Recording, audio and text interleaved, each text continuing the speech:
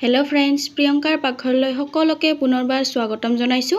আজি মই কুন্দুলিৰ এটা ৰেচিপি লৈ আহিছো। আহকচোন এই ৰেচিপিটো মই কেনেকৈ বনালো চাওঁ।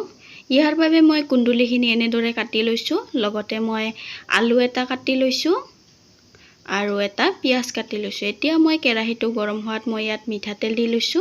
এতিয়া তেলখিনি গৰম হোৱাত মই ইয়াত অলপমান জিৰা দিছো, লগতে পিয়াজখিনি। এতিয়া পিয়াজখিনি ৰঙচুৱা হোৱালৈকে ভাজিব লাগিব।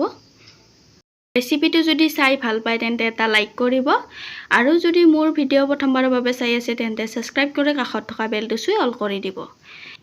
এতিয়া মই ইয়াত আলুখিনি ভাজি লম। প্ৰথমে মই আলুখিনি এনেকৈ ভাজি লম।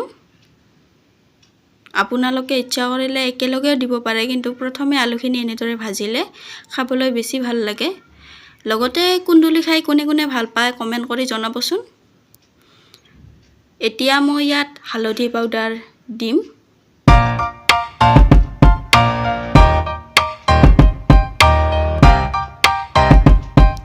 এতিয়া এইখিনি ভালদৰে ভাজি ল'ব।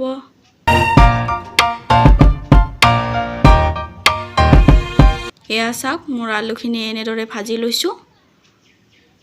এতিয়া মই ইয়াত কুন্দুলিখিনি দি ল'ম।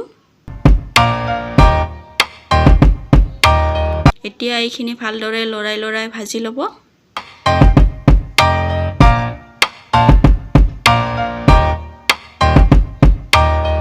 এতিয়া মই ইয়াত সোৱাদ অনুসৰি নিমখ দিম। এই ৰেচিপিটোত মই একেবাৰে মছলা ব্যৱহাৰ কৰা নাই, এনেই সিম্পলকে বনালো। এতিয়া এইখিনি ভালদৰে ভাজি ল'ব।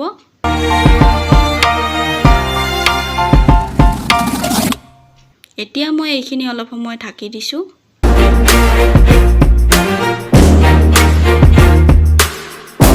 এতিয়া চাওক, অলপ ভজা খাইছে আৰু অলপ ভাজিব লাগিব।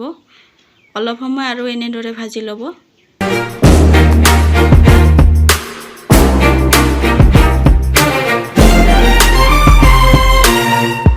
এয়া চাওক, এনেদৰে ভাজি ল'ব। ভিডিঅ'টি শেষলৈ চোৱাৰ বাবে বহুত ধন্যবাদ।